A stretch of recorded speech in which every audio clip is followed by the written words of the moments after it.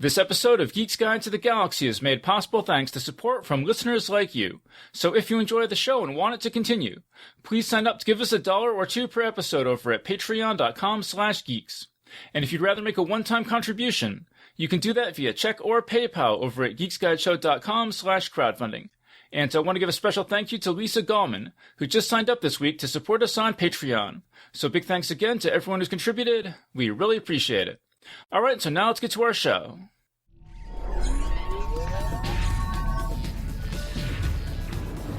Wired.com presents The Geek's Guide to the Galaxy.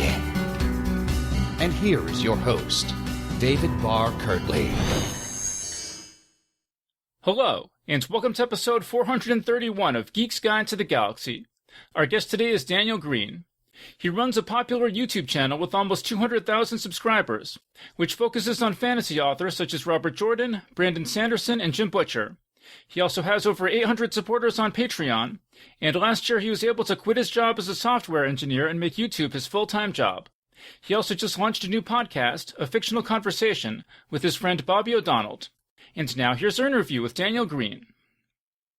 All right, so we're here with Daniel Greene. Welcome to the show. Thank you so much for having me. Okay, so how did you first get interested in fantasy and science fiction? So my interest in sci-fi fantasy kind of started way back before I could even read. My dad would just read to me nonstop. I like to call it brainwashing, but it was very effective. And ever since then, it's just kind of been a part of my life. And I was fortunate enough through the hobby of YouTube to kind of make it my full-time job. Yeah, I saw your video where you're going through your dad's all his Dungeons and Dragons binders and stuff. Oh yeah, that was a lot. It was really cool, interesting to go down that. I remember when we were kids, my brother and I, he made us play our first game of D&D, and my brother, I don't think he was super into it, but I spent like an hour just aside from it coming up with a back story for my druid, and then none of that turned out to be relevant, and I was a little upset. But hey, it was worth it. It was a lot of fun. I love D&D. Yeah. So, what kind of books was your dad reading to you? It was, all over the board in terms of sci-fi fantasy. I think he did some harder sci-fi stuff that I was too young to really understand. I think that was more for him, just to read some of his favorites. But I clearly remember vividly His Dark Materials, Harry Potter, also just him making up fantasy stories off the top of his head. And, that just kind of made it so that ever since I was a kid, elves, dragons, wizards, if you can throw a fireball, I'm down. And that just kind of worked. And I like that he did throw in some stuff that wasn't super traditional fantasy like His Dark Materials, because it made me really curious about what the broader genre can do. And ever since then, I've always liked when an author comes in and does something that's a little bit unorthodox, because, His Dark Materials isn't exactly another Lord of the Rings. There's some real heavy themes there, and it's more of a Earth-like world. And I've always kind of drifted towards fantasy since then, where I can pull parallels to our own world, our own lives, because I just kind of view the genre as a way to tell exaggerated real stories in a sense. And that's kind of the lens that I try to look through what authors are writing. Yeah.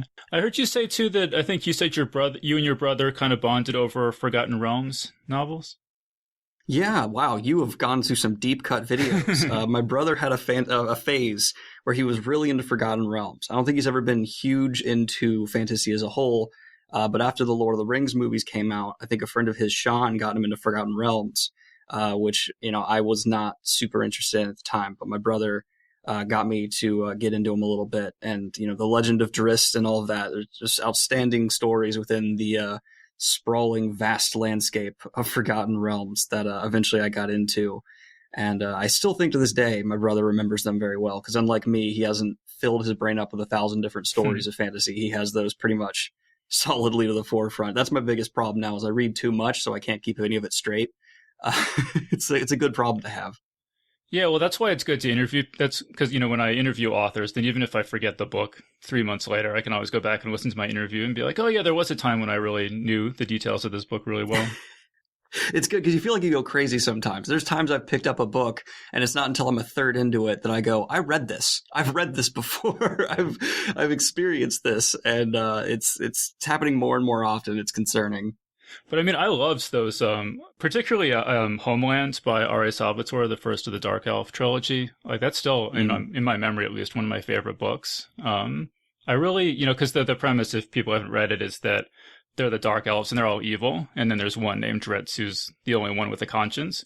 And I read that in middle school, and I really identified with Dritz. I felt like I was the only one with a conscience. So, Well, I don't know what school you went to, but I'm glad to hear you have a conscience. And I remember, I'm not going to get into spoilers here in case someone hasn't listened to it, but the ending of the where I left off with Forgotten Realms had this tragic, tragic ending for a character. And I remember being the first time that I actually teared up reading a book. And I was just like, well, I think this really spawned something in me that I'm never going to let go. And I think I haven't. I've always just been so into books that can make me feel or compel me through the pages. I just recently read the Greenbone saga, and I don't think I've ever love-hated characters more than the family that's in the forefront of that one. So if you can get an emotional reaction out of me as an author, I'm sold. I think that's why Stephen King is such a favorite of mine. I'm not familiar. What's the Greenbone saga? Who's that by? Yeah, it's Jade War and Jade City are the books, and they're based off of like Yakuza crime syndicates with a fantasy overlay. And it's not this Dark Lord type story. It's more of this, there's an evil crime syndicate family. You follow characters in that, and they're going against another evil crime syndicate family. And it's just corruption arcs across the board. It's just everyone is getting drawn deeper and deeper into this. I compare it to Godfather in my review, and it's man, is it good. Fonda Lee wrote it, and I keep singing its praises because too few people have read it. It's one that everyone's got to check out. Yeah, all right, cool. Yeah, I'll look into that. So I heard you say also that you were homeschooled. I don't know if that was entirely or you went back. It sounded like maybe you went back and forth to school, but what was that like being homeschooled by a hardcore Dungeons and Dragons player? Well, my mom, she was never too into the fantasy, and she was the one who really homeschooled me. My dad worked, but I'm severely, severely dyslexic, and so I was too dyslexic, and the public schools I was going to couldn't really compensate for it. And so I ended up getting put in like special tutoring, as well as my mom working with me at home because she's an angel and has infinite patience. And then my dad would help me when he had the chance to get more into books and encourage me to read, because they were afraid that I would get too frustrated with how difficult it was for me to read at a young age. But little did they know I was addicted to fantasy, so that wasn't going to happen. I just didn't want to read the books they were giving me.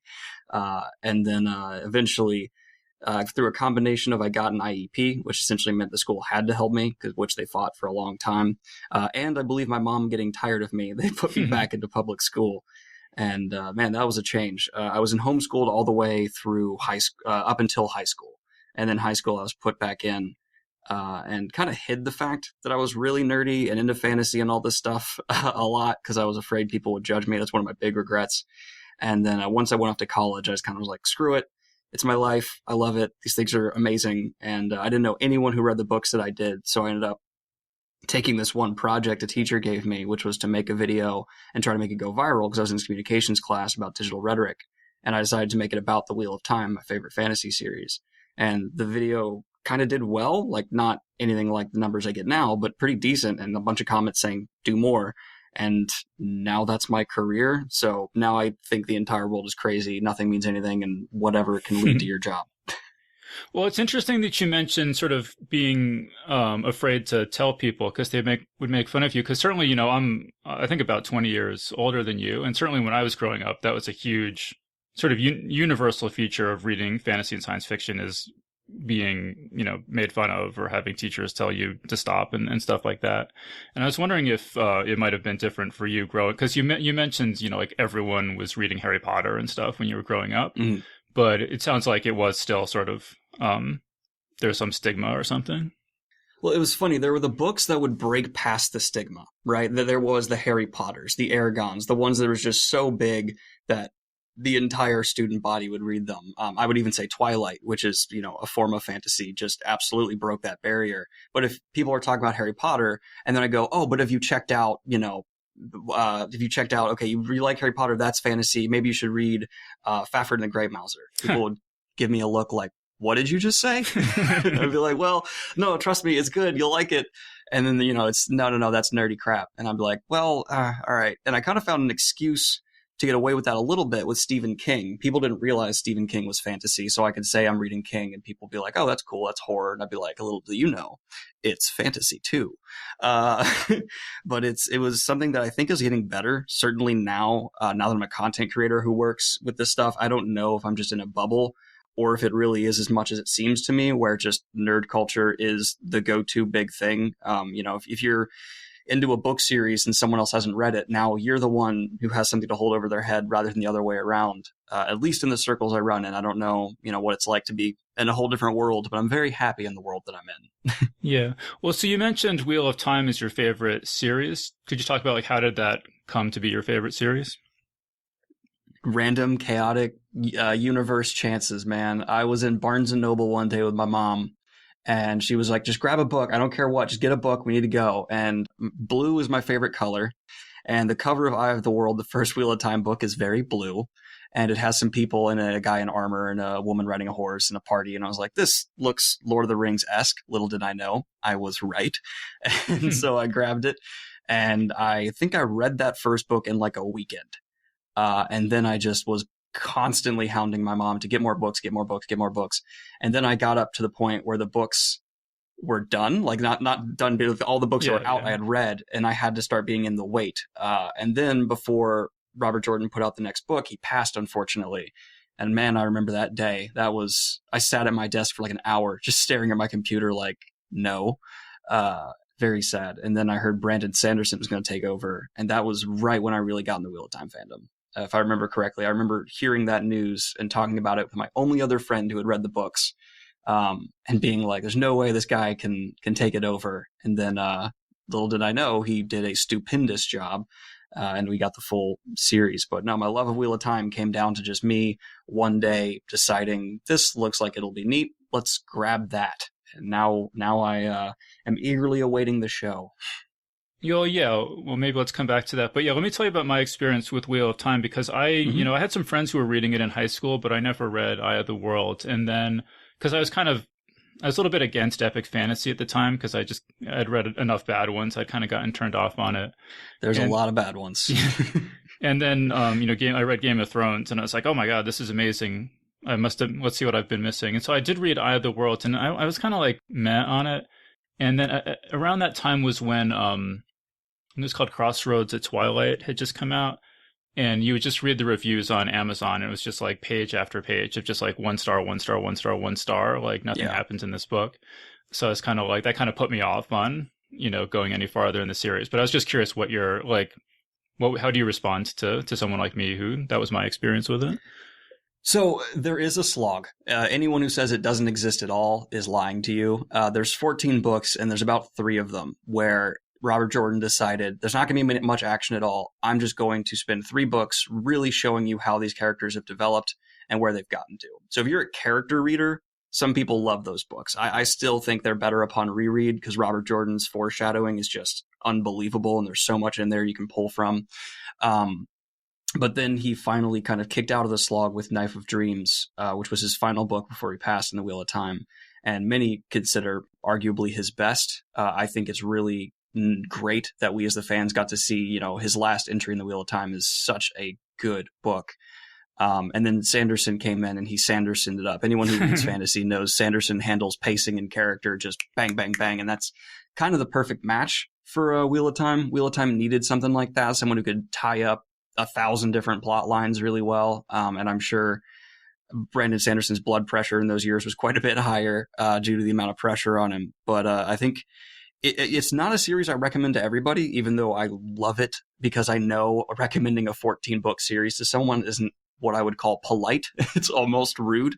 But I totally... I think rude would be giving it to them for Christmas, It's, absolutely. But I do think anyone who's a hardcore fantasy fan who read like A Song of Ice and Fire and wasn't satiated could absolutely get through Wheel of Time. And anyone who gets to book 4 is in love with it. The percentage of people who hit book 4 and are not absolutely obsessed with it is very, very, very low. And then there's a certain number who won't finish because the slog just hits them too hard. But everyone who pushes past that, I personally haven't met anyone who doesn't at least like to love the ending of the series and think it's worth it. Even a fellow booktuber of mine, Murphy Napier, she really struggled with the slog, but then she got to the last book and she said, like, in her final review, she was like, I didn't love this series, but damn, this ending was good and it was worth it. And so I was like, good. Even if you don't love it all the way through, you still are going to appreciate what was accomplished, because it's rare in fantasy to get a series that long that ties up the ending in a nice little bow. You know what I mean? Like, that's not a common thing. Yeah, I mean, these days, if you get an ending at all, that's, a big plus. Good point. There's this now continual, it doesn't end. I actually really appreciate Terry Pratchett's approach with Discworld, where it's just all these standalone stories so that you never feel like you're, okay, this isn't over yet. Discworld is just interesting story after interesting story, but it never feels like anything was left undone, so to speak. Yeah. Okay, so you said that you did your first YouTube video for this college communications class, and then it got a pretty good response. And then kind of what happened in terms of YouTube after that? I mean, I'm a millennial, so I saw YouTubers blowing up and doing stuff, and I saw a gap, and I didn't know BookTube, which is kind of the sphere I'm in by just the nature of my channel, was a thing. So I just decided, I don't think there's many people talking about books. Little did I know there were already dozens, but I'll go ahead and throw my hat in the ring. And it became a really interesting hobby that I would just once a week maybe put out a video. And then I graduated college, started being a software engineer. And suddenly I started getting, tens of thousands of subscribers. And I was like, all right, I'll up the number of videos I do, see what we can do here. Started doing 4 or 5 videos a week. And then for a few years, I was at a video every day of the week, 7 days a week, which was insane while also being a software engineer. I'm a workaholic. And then also trying to get all these books done. And at a certain point, I just realized I'm making more doing this than I was for my software engineer job.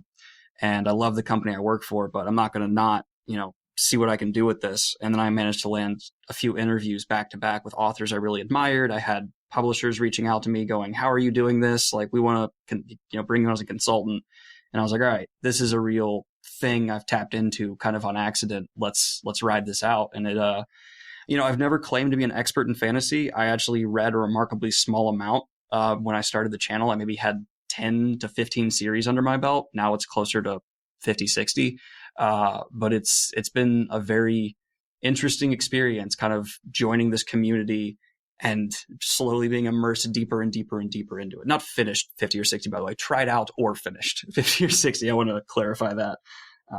But yeah, it's been a wild, wild ride. YouTube is a crazy, crazy platform to operate on. Yeah, well, so I mean, I'm not super knowledgeable about the BookTube world. I mean, your videos kind of just came up mysteriously via the YouTube algorithm. And I like, because they're, most of the other BookTube things I'd seen were like way more focused on YA and just a little bit more like kind of like goofy, like, and you're a little bit more serious, which I like. And so I guess I'm just curious, like, are there other channels like yours that focus on mostly on kind of adult fantasy and science fiction and have, in terms of books, in particular? Yes. The trick is to look for specific series that are adult fantasy, and you'll find booktubers talking about them, and you can kind of just go that way. But there's the one I maybe admire most in terms of his just technical abilities to speak about books, and his editing and everything is captured in words. He talks exclusively about adult fantasy. He puts out like a video a month, but it's like an event for me when he does. Say the name again. Captured in Words. Captured in Words. Okay. Yeah. Outstanding channel where he just does these extraordinary videos about Sanderson or whatever series captures him. He's a big Kingkiller fan, which I'm not huge about. So whenever I get comments saying like, talk about Kingkiller, I just direct them over to Jay. But yeah, he's spectacular. And then there's another one, a woman who operates like a sister channel to my channel, Murphy Napier. Her and her husband are really good friends of mine, and they talk a lot about adult fantasy. So they're out there, but there definitely wasn't as much discussion of adult fantasy until like the most recent years. I'd like to say I contributed somewhat to that becoming more popular. But there's just a lot more now coming up, and I hope to use my channel to help promote these guys. The trick is I need to make sure to find the ones who are going to stick around, because it's always disappointing to like have someone on the channel, direct your audience toward them, and then they just disappear a month later. It's just like, okay, they've decided to quit. Great. When you say that Murphy Napier is a good friend of yours, is this someone that you knew or know outside of the internet, or is it a entirely online kind of friendship? So we were introduced by another booktuber who makes really good content, Elliot Brooks, and we met online. And then she was just like, "Hey, come to my house. Our husband and I want to meet you." And we also were getting into doing audiobooks at the time because, authors were asking me to narrate their books. And so I just went down and met her, and we hung out a whole weekend, and I got to know her family, and we just talk Did almost she live daily since nearby, then. or did you go on like a 20-hour drive or something? It was like 4 hours away. I was in Ohio. She was in Kentucky. And I was actually, she was halfway between myself and my dad. So I just kind of went, Oh, that's see cool, Murphy, yeah. see my dad, head home. So it went really well. And it's really cool. This community has come up, and, there is BookTube. And then I like to think there's this broader sphere around it where there's like literature tube, where people just talk about more broad topics, maybe not specific book reviews, but things that could be in that general fandom. If you like our videos, you'll like theirs as well. Like there's Hello Future Me, who will do deep dives into writing psychology of characters and stuff like that. And so it's just this beautiful community where I've yet to meet a booktuber I don't like. We're all just big old nerds. There's a lot of drama, quote unquote. I'm sure people hear about it on YouTube. It doesn't really hit us, at least not in the circles I'm in, which is really nice. And we're all kind of self-taught and unorthodox. So I just encourage people not to take what we say as word of God. we're just nerds. That's what you got to keep in mind. All of us are just nerds. We're well read and usually well researched, but we're not the, old publishing people who have been doing this for 40 years. We're all really new. Yeah, well, so in one of your videos, you described this period of time where early on where you were I don't know, I think you had a couple thousand subscribers or something and felt like it wasn't really growing and you were about ready to give up. And you said that Kitty G gave you a big bump. Could you talk about that? Yeah, Katie G is a wonderful creator, and it's funny. She disparaged me once on accident, and then she encouraged me in this almost at the same time, where I was in a mindset where I was like, I want to do this full time eventually. And she in a video said, "You're never going to do this full time. Like you can't get there." Fortunately, I did, but I almost quit when I heard her say that. Oh no, it wasn't saying no, you, just Daniel said it Greene broadly. Never. No, just broadly in a video. Like if you're going to be a booktuber, don't expect it to pay the bills. And I kind of was like, oh no, when I heard that. But at the same time, she shouted out my channel when I had I think less than 1,000 subs. And I was really kind of, the negative comments were getting to me. I hadn't learned how to block them out yet then. I'm still not sure if I have. And she shouted me out and said she really liked my videos, and it pushed me over 1,000. And I remember that meant the world to me, to have someone who was so much bigger than me at the time give me a tip of the hat. And I was like, all right, there's something here. I'm going to keep going, keep getting in the ring, because every video can feel like stepping in the ring sometimes, depending on what you're saying. And I owe her more than I think she knows. I don't know if she even still knows I exist, but she's a wonderful creator, and she's always someone I still occasionally will go and watch a video just to see how she's doing. Yeah, well, I mean, one of the reasons I wanted to talk to you is because you had this tweet a while back that I came across where you were talking about just like YouTube is hard work. And you go through all your it starts out, most full-time YouTubers I know work 60-hour weeks, myself included, and you just go through all the sponsors and editing and research and everything. And I respect that. I admire that kind of It's hard work. It's what I say it's a job that's like death by 1,000 cuts. There's no part of a YouTuber that's horrible, right? We're not doing the crazy hard work if someone's working on a roof in 100+ degree weather. But you have to wear 100 hats being a YouTuber. You need to be a director, a producer, an editor. You need to have a basic understanding of, I think, coding. You need to do design with thumbnails. You need to be able to understand how to work and communicate with other people and organize. Every YouTuber who's doing it full time is running a one-man show that needs to end up looking, as good as the cream of the crop. Because if you want to stand out, you have to be on that edge. I actually recently, after spending months looking into light design and framing shots, just decided I can't spend this time also researching this aspect of what I do. So I just brought a photographer friend in, and he helped me set up lights in a better angles and taught me about highlighting lights and how to not make a shot flat, how to add depth. And you need to learn that stuff too. Being a YouTuber in 2008, you could just sit in your bed with a phone and gain subs that way. But you still can now if you have an extraordinary personality and are the funniest person around. But more and more, you're needing to step up your game and look top of the line. I love the fact that all the late show hosts recently had to go and start shooting from their homes, because if you look when they got started, how terrible they looked. It's like, those are professionals. Those are people who have been doing this for so long, and they couldn't figure it out really quick. It just shows that YouTubers do put time and effort in to make their content quality. And the hardest part, of course, is learning how to edit videos. I mean, that is a job in itself, that you basically are learning a language of editing, and it's not simple. But the best way to get going is to just start. I mean, if you watch my early videos, they're bad. And you have to be bad for a while. That's what I tell new creators. Be bad so you can get good.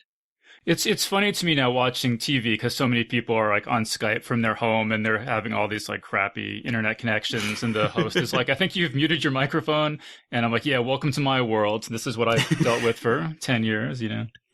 Yeah, I mean, they've had the advantage of just being in the same formula, and the ones that have adapted the best, I don't watch The Daily Show as much as I used to, but Trevor Noah did an outstanding job of adapting to the YouTube format when he jumped onto YouTube. And if you look at how he did that, he just stole the YouTuber formula. He did jump cuts, he did all the edit stuff we do, and he made his show YouTube oriented. Whereas you look at someone like James Gordon, who was still pausing for a laugh that wasn't there because he's home alone. It's just like, no, man, you have to adapt. And a lot of them failed to. A lot of them did for a long time. Well, right. So this is, for years has been a audio only 60 to 90 minute show. And for years I've taken the episode. I mean, almost all the listeners are on, subscribed via iTunes or like whatever. But I've also taken the episodes and put them on YouTube just as basically as a free backup in case anything happens to the files. So, I wasn't expecting, 90-minute audio files on YouTube released once a week to set the world on fire or anything. But I mean, most of them get like literally like 100 views or something. Every once in a while, one will get, 50,000 or something, but that's pretty rare. But it was really interesting for me just hearing you talk about what you have to do to kind of keep the videos being recommended by YouTube. And so I guess could you talk? I'll just read this quote. You said, "Unfortunately, this is not a platform that's all about work ethic and quality. Mostly, it's about trends, algorithm, and fast payoff." So, what do you mean by that? I was very frustrated when I said that because I saw a channel that was 10 times bigger than mine that just released a video that had so many mistakes, but people were just fine with it. And it's because they used certain trends and clickbaity stuff. And they literally had one of those things where it's like Marvel's top 10 things you didn't know. And then you look into the video and it's like, oh, you said Thanos wore the glove on his right hand. I knew that because I watched the movie. And it was just, I was frustrated, but there is definitely a way to cheat the system on YouTube. Luckily, they're actually getting better at kind of stopping that, because they've realized kind of that kind of content doesn't keep viewers, or they want content that'll keep people around and respect the platform. But there are still people who game it now. And even from my own perspective, I'm not holier than thou. I have to look at trends and be like, okay, is that something that's going to benefit me and, not be a horrible thing to do to the channel? Yeah, okay, let's do that. There's this explosive trend right now for some reason in thumbnails where people are outlining themselves in white so they stand out more, and I guess it gets more eyes. And I figured, okay, that's not going to hurt me, and if it gets more people to give Daniel Greene a try, sure.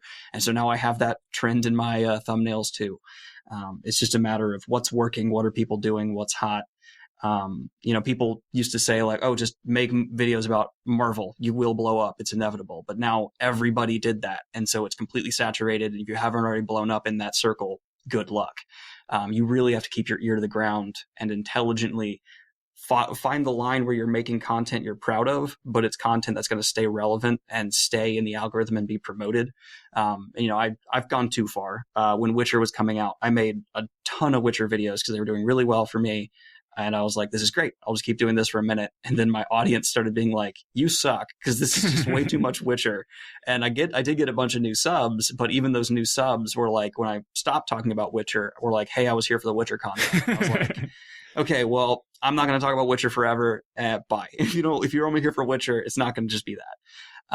So yeah, you have to basically kind of figure out where you can grab your audience and how you'll be able to keep it. Because there's also variables people don't know about that can end up hurting their channel. Like if you get a ton of subscribers that no longer watch any of your videos ever, YouTube can, from what I've heard, because they don't tell us, we don't know, this is all speculation, then begin to devalue your channel because they see it as a channel that's audience is leaving it, even if they're still subscribed. So it's kind of this constant war to figure out, what do you want to do? What's going to work? And there's never going to be any talk from YouTube about it. They will never tell you what's going on. So you're really shooting in the dark. Well, I thought it was interesting because in one of these videos, you were saying that there's basically, I think you said somewhere in the neighborhood of 10 to 20 fantasy book series that will reliably perform. Mm-hmm. And mm-hmm. then if you want to talk about something else, you kind of have to think like, oh, this is going to not do as well. So I need to I can't do too many of these. I got to kind of balance it out against stuff that I know is going to perform well. I thought that was really, really savvy, that approach. It's the saddest part of my channel because I get 20 to 30 self-published authors reaching out to me a week, trying to get me to read their books. And I would love to read their books. I'd love to promote them for my audience. But if I did even a fraction of those, it would take up a huge percentage of my videos. And YouTube would see, okay, he had 5 videos this week. 3 of them were about these self-published books that barely got 10K views. We're going to demote him. And eventually I wouldn't be able to do this job anymore. I'd have to go back to being a software engineer. So about once a month, because that's what I can reliably afford, I'll try and pick a smaller series and use my channel to lift it up. But it's sad because I know there's so many people who would love to get on my platform. And that's not an ego thing. They tell me, but I just can't do that. You know what I mean? I'd be shooting my own career in the foot. It's a delicate balance. I've gotten better at tricking my audience. I'll say that out loud. I've tricked my audience into watching videos about lesser known books, without them knowing, because it's just like, hey, you guys will like this book if you pick it up. So I'm going to put in the thumbnail, brilliant book, or, something like this. And that'll tease them in. And I actually really go out of my way to avoid negative reviews or books because it gets more views. A lot more people like that. But I find reading and reviewing a book I hate to be an extremely draining experience. And so I just kind of, if I start hating a book, I'll put it down or something because I just, I prefer to be positive at this point. What you should do is you should just have the graphic be of The Witcher, and then the video title is The Witcher is a book that's a lot like this other book I'm going to talk about. And then people only see The Witcher is and they click on it, and then you've got them. That's it. You just got to use that ... where it cuts off the title, and you're golden. I mean, when you say it's kind of sad, that's the saddest thing. I mean, it almost made me feel glad in a way that when I started doing this podcast, there were no analytics whatsoever. So, I mean, I just did it for 5 years, not knowing if anyone was listening to it. People would say they were listening, but otherwise, I had no idea if there were 100 people or 1 million people listening. And so I pretty much just did whatever I thought was interesting or important or, that I felt like talking about. And, and obviously, the way that the approach that you've taken, has given you way more success. But then I'm almost glad in a way that I didn't, that I didn't have any feedback, Well, I will back you up there and say it's kind of good because there is a pretty large problem right now with content creators and these analytics just consuming their lives. I mean, there's people, YouTube recently, not recently, within the last year, took away a lot of the ways that content creators are able to see just how many subs they were getting at any moment because they realized people were just obsessed with these numbers and it wasn't good for the mental health of people to be why did I only get 100 subs today and not 500? If you do that every day when it's just because, hey, less people happen to click on it, it's not that big a deal. So YouTube seems to actually be rolling back the analytic feedback because it's imagine showing up to work every day and every 5 minutes someone comes up to you and just grades everything you've done. That's what it's like being a YouTuber in a lot of ways, not only from the comments that are literally grading you sometimes, but also just the analytics saying hey, this video, it's performing 10 out of your last 10. People aren't watching this long. You did a bad job and you should feel bad. That's what it feels like sometimes. So you kind of have to purposely look away sometimes. Well, you were even saying, that not even just how is this video performing overall, but how is it performing minute by minute? And you said, I really want to talk about Forgotten Realms, but I can just see if I start talking about Forgotten Realms at minute 40, all these people stop watching. Yep. And that would just, I can see how that could drive you crazy. Yep. It's unbelievable how data has gotten to the point where I can look at the exact minute where everyone tuned out. And if I go to the video, it's it's because I mentioned this series and people don't care. So I figured smarter ways now. So instead of directly talking about Forgotten Realms, I'll say, let's talk about examples of great ways to establish a fantasy party. And then I'll use Forgotten Realms as an example, rather than, we're going to take this time to talk about this feature of Forgotten Realms. You have to carefully word it and phrase it to make people think they're not being lectured about a series they don't care about. It's tactful. You had a comment in one of your videos where you kind of said that classic fantasy and science fiction wasn't getting a lot of love from your audience. I have the exact quote somewhere, but do you is that's kind of been your experience that people are more interested in newer stuff? Now I'm going to make half your audience angry real quick. Modern fantasy is more interesting than classic fantasy to talk about because there's so much new happening right now. I mean, like books published in the last 2 or 3 years. Like really what's happening right now is really exciting because we're seeing all these other cultures and authors from just places that wouldn't have been published by the traditional publishing houses come out and having amazing success. If you go back to 1980, America would not have a successful fantasy book that's inspired by African cultures about this certain, like that just wouldn't happen, right? Because they wouldn't market it, they wouldn't trust it. But now the self-publishing boom happened, and from there we've seen the publishing boom of smaller publishers coming out and taking risks on series like people haven't seen before. I mentioned Greenbone Saga. That would not have been put out by a major publisher 50 years ago, but it's an extraordinary book. And so I think it's more interesting to talk about that stuff. And the way I talk about classic fantasy, if I'm going to do it, it's more, I like to talk about classic fantasy like in a more reverent way. I really appreciate what it did for the genre. Every author today is standing on the shoulders of these giants. But there's only so much I can say about it at a certain point when there's so many things that need to be talked about now that are happening that are so different. People think modern fantasy, they think Sanderson, maybe a couple other big names. But if you look just a couple layers down, the people that aren't on the Sanderson Martin level success, just a few under them, there's some authors that are doing some crazy outside the box stuff that I just really recommend people look into. And it's a really, I keep saying really, it's a fascinating time to read the cutting edge of fantasy. Mm-hmm. Well, sticking with boring old classic fantasy for a second, I wanted to run. So when I was your age, these would be my top 6 epic fantasy series. Mm-hmm. And I know you've read Song of Ice and Fire and the Gentleman Bastard series by Scott Lynch. I haven't heard if you've mentioned the Myth series by Robert Asprin, the Chronicles of Amber by Roger Zelazny, the Book of the New Sun by Gene Wolfe, or the Boss Log novels by China Miéville. I was just curious if you ever read or heard of any of those. I've read one, and the Chronicles of Amber is on my TBR very closely coming up, because TBR, for listeners who don't know, means to be read, BookTube terminology. Because so many people in my audience have been saying you have to read Chronicles of Amber. If you don't, we're going to find where you live. So I'm about to read Chronicles of Amber. Well, you said you read one of the other ones, or? I think it was one of the first 2 you said. Can you say them again? Because my brain is terrible. Robert Asprin, Gene Wolfe, China Miéville.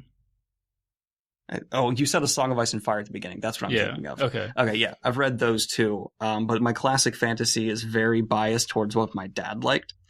So it's very Fafhrd and the Grey's Mouser, Once in the Future King. Basically, if he feeds me my classic fantasy, I take it from him. So I just don't know if he didn't like an author, I don't get it as much. But I have read like the major, I have a hard time with classics because I'm going to be honest, I don't like as many of them because they're written in a way I'm not used to. I got a lot of flack for not liking Chronicles of Narnia, and I still don't like Chronicles of Narnia. At me all you want. I'm not changing my opinion on that. And there's a few that if I go back and read, because I'm outside the era they were being written in, it just becomes a little bit too predictable. There was one series recently, I can't remember the name exactly. I read it around the same time I reread Fafhrd and the Grey Mouser, and it was just so fantasy tropey. I'm sure for the time it was a lot of fun, but I could just predict like every single beat that was going on. And it was just like, give me something different. Give me something that's more, left field. Granted, there have been some that I adore. I pretty much anything, by Tad Williams, I've had an extreme amount of fun reading, just because even though it is a little more tropey than what I prefer, he's just such a good author. Guy Gavriel Kay's been around for a while, and everything I've read from him has been exquisite. Tigana might be my favorite standalone fantasy book of all time. And I don't mean to make anyone feel old by referring to these guys as classics. I know there's some people probably listening who are like, those aren't, wait. Yeah, so I definitely am more of a modern fantasy guy, which people don't like sometimes, but hey, it's what I prefer. It's what my audience prefers, and I'm happy to be here. No, and I'm exactly the same way in terms of, because a lot of my reading was guided by my parents, who are both big fantasy and science fiction fans, and so there are a lot of classics I haven't read because they're like, no, that's not good, and so I just never read it. all those things I recommended, none of them are predictable fantasy, I wouldn't say. I mean, I think they might give you trouble for different reasons. I mean, China Miéville and Gene Wolfe are very sort of like Baroque style. And some, especially with Gene Wolfe, the plot structure is really, really unconventional. Gene Wolfe has been hounded for me to read for a long time, so that's what I'm going to get to as well. And I'm sure there's people who are listening who are saying, "How could you have not read Gene?" Well, there's ones I've read that I'm sure you've not read. So I just.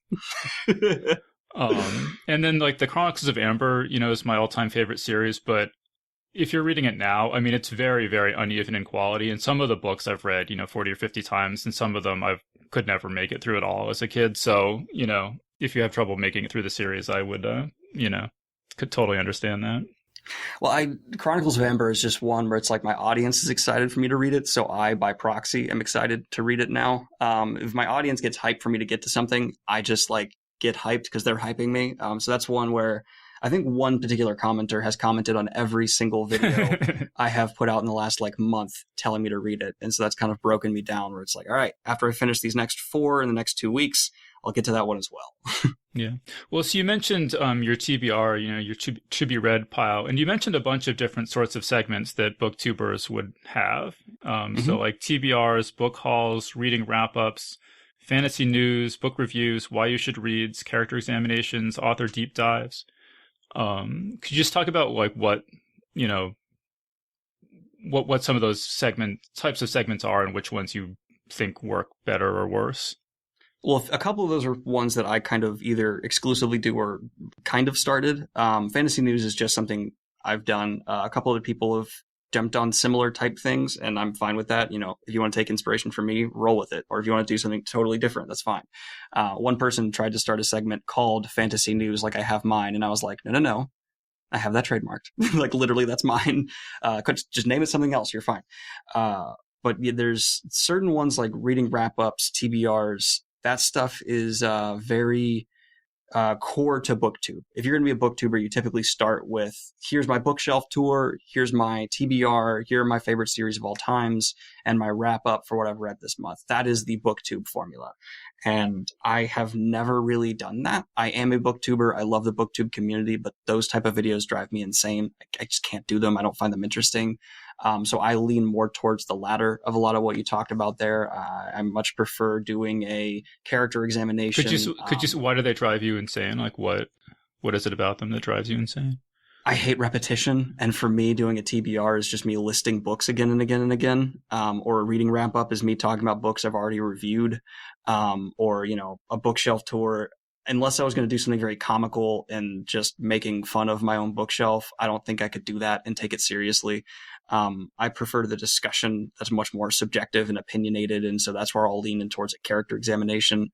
But I don't even watch anyone else's like TBRs and stuff because it's just, okay, this is a person telling me what they're going to read. That's not really a discussion I'm interested in having. I want to talk about the book, not your intent to read it, which I don't mean that to sound mean or anything at all. That's just not what I'm interested in, to be honest. Mm-hmm. With the fantasy news, I mean, one thing that I think about a lot is that, like the fantasy news, I feel like people are not going to, this is not about you, just in general, that people are not going to watch it a year from now or something, right? Like, it's like if I interview George R. R. Martin, I interviewed George R. R. Martin 10 years ago and people are still listening to that. And it's still, just as good now as it was then. Whereas if it's a discussion of like, oh, who are they going to cast in the new Game of Thrones show or something?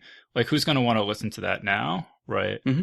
So I don't know. Is that something that you've thought about? Or I mean, I guess if you're just doing like a 10-minute video, maybe it's not as much of a factor or.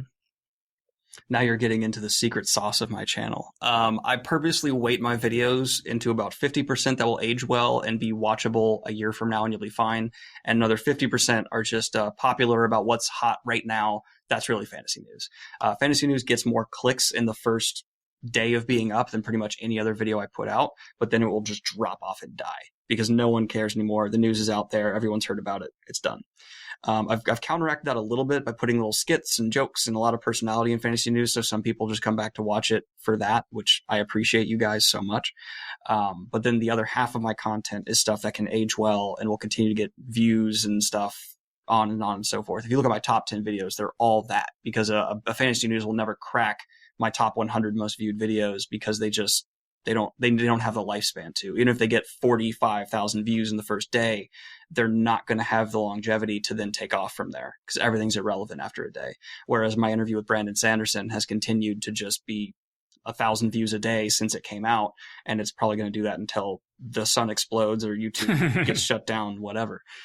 So you got to be a YouTuber. I mean, I'm more than willing to tell everyone the secrets I have, because I want to see more people succeed at this, but you need to have a healthy balance, because it's important to keep your view count, occasionally just get those quick views and make some money off that if you're trying to make a living on it. But it's also important to have like backbone videos, is how I think of them. Videos that just, no matter how many days in a row you kind of don't have a success, those views will still be coming in because you have those videos.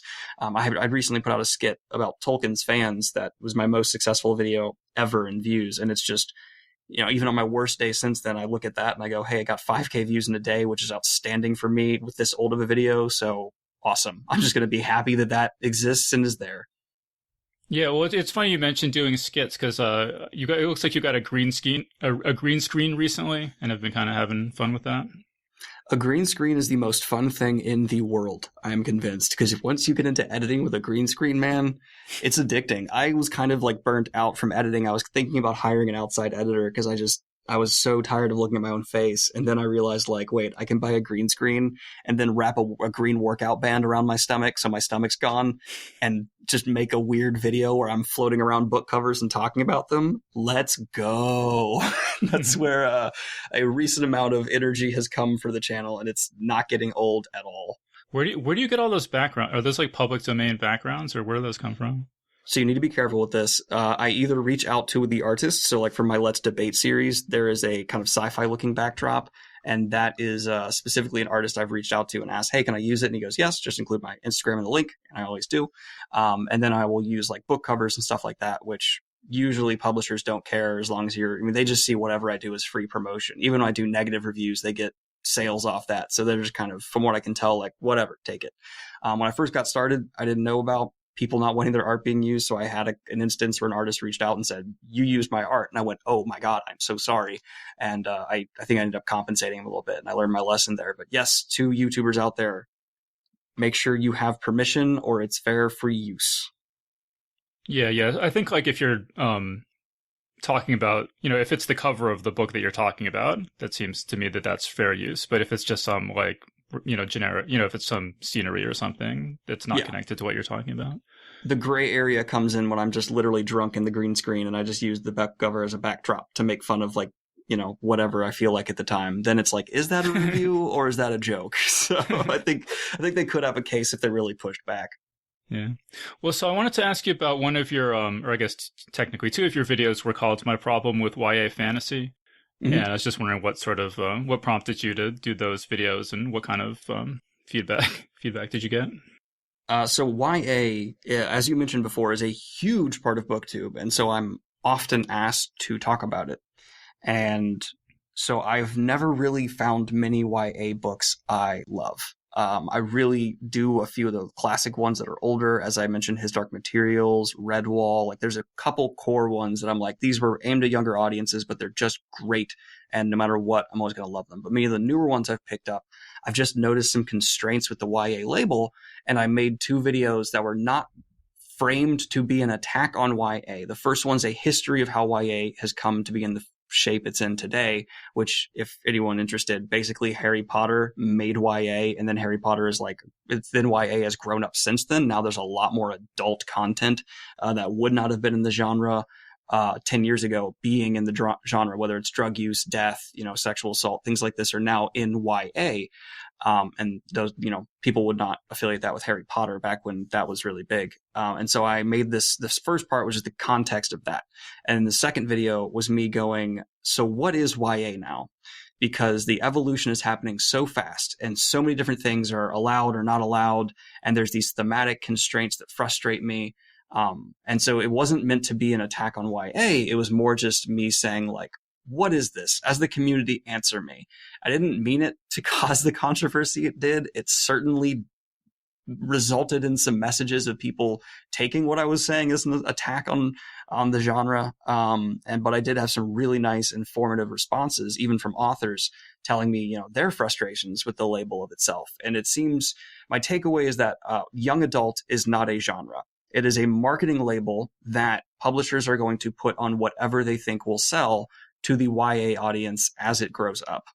And another frustration is now that there are so many mature themes in this young adult marketing label, it actually doesn't work for young adults. Like 13 to 15 shouldn't necessarily be reading some of the stuff that will be included now in YA. And so now there's like this schism there where there's even this like subcategory and all this stuff. It's really interesting to see how quickly it shifts. And now, all genres are marketing labels, clearly. It's just that this specific one seems to be an extreme example of how publishers don't really know how to handle it and are kind of just shuffling in and out whatever they think might sell, to the point where we're now seeing random fantasy series that have been around for 20 years suddenly getting rebranded as YA because they think if they put a certain type of cover on it, throw it in the YA section, it might suddenly have this great second life.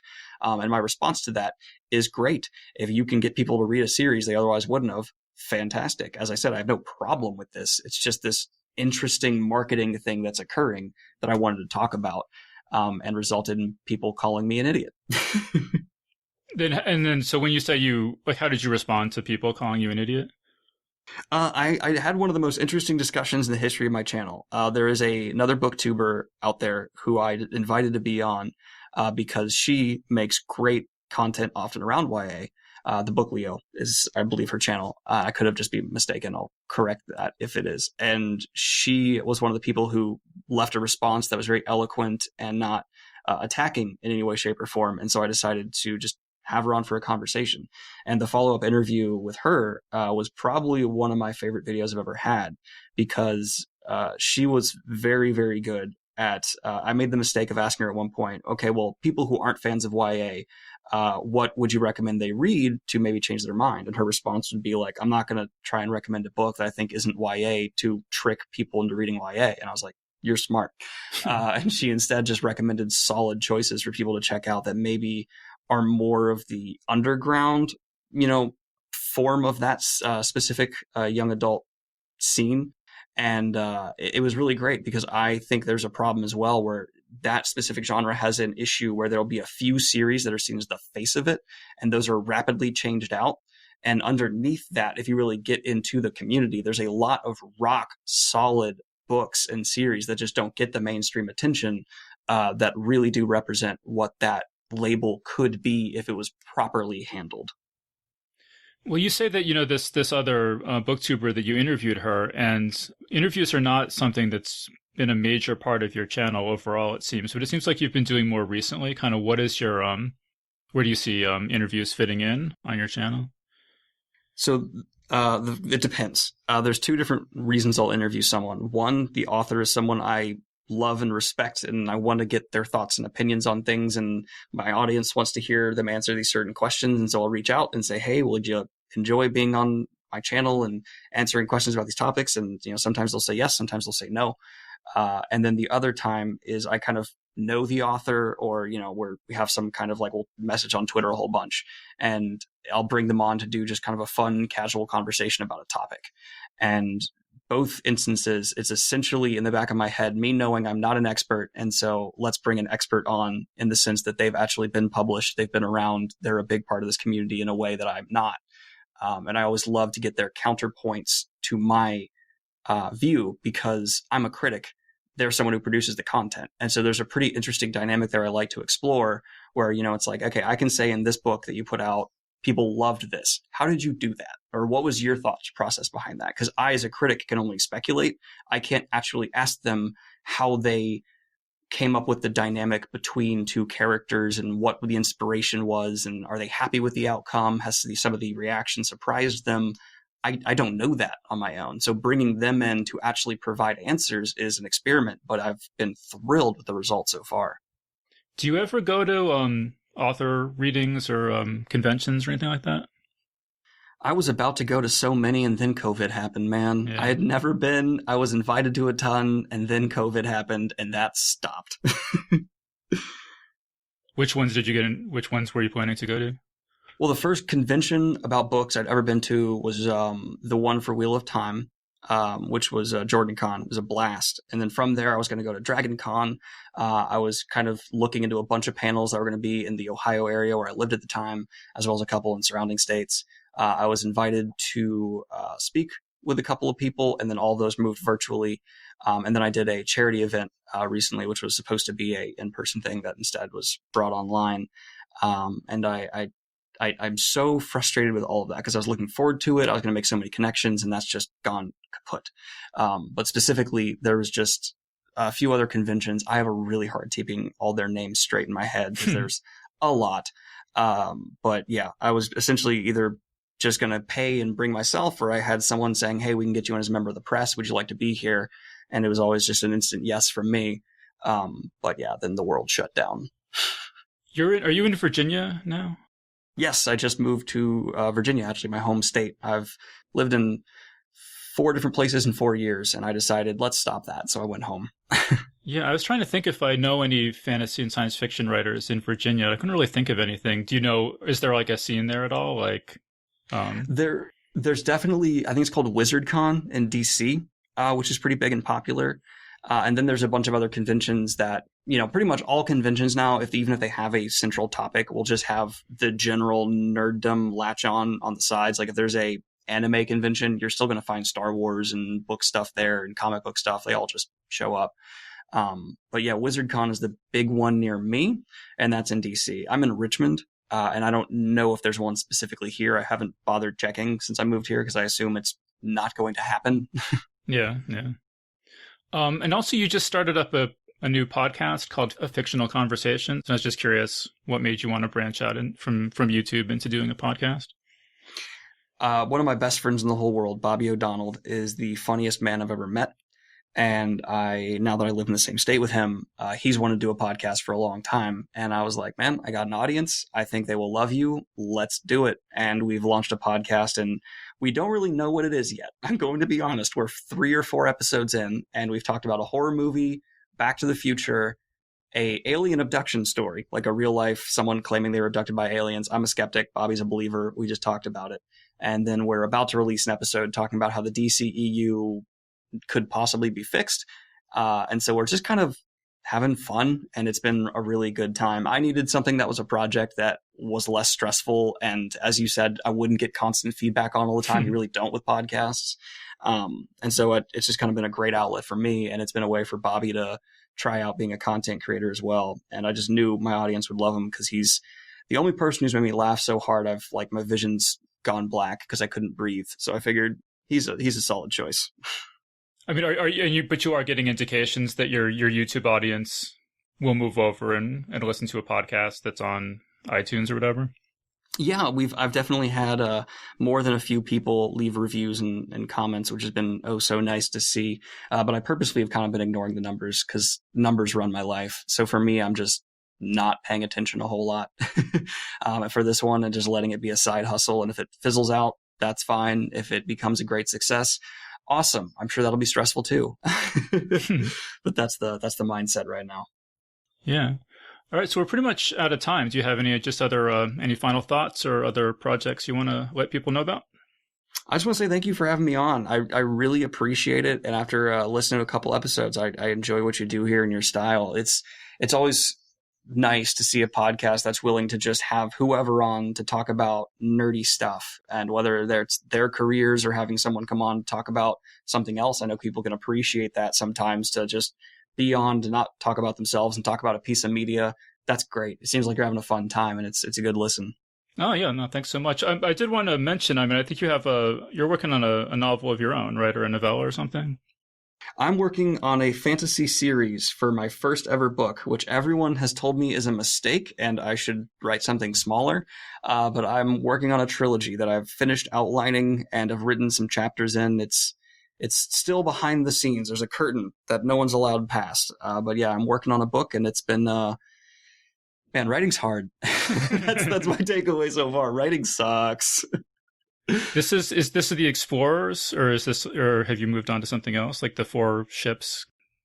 thing? This is the general pitch I've had is this is a fantasy story that is set in flintlock fantasy times, which means muskets and cannons, with a lot of themes of manifest destiny, and it's about an island hopping campaign, and we're kind of following the bad guys as there's some form of funny business happening with the gods. That's what I will leave it with there, because the lore mythology is very Greek gods inspired, and the magic system is very actually came up with it after watching the show Chernobyl, so it's inspired by radiation, and it's a very weird blend, but I think I'm managing it fine, is the amount of credit I will give myself.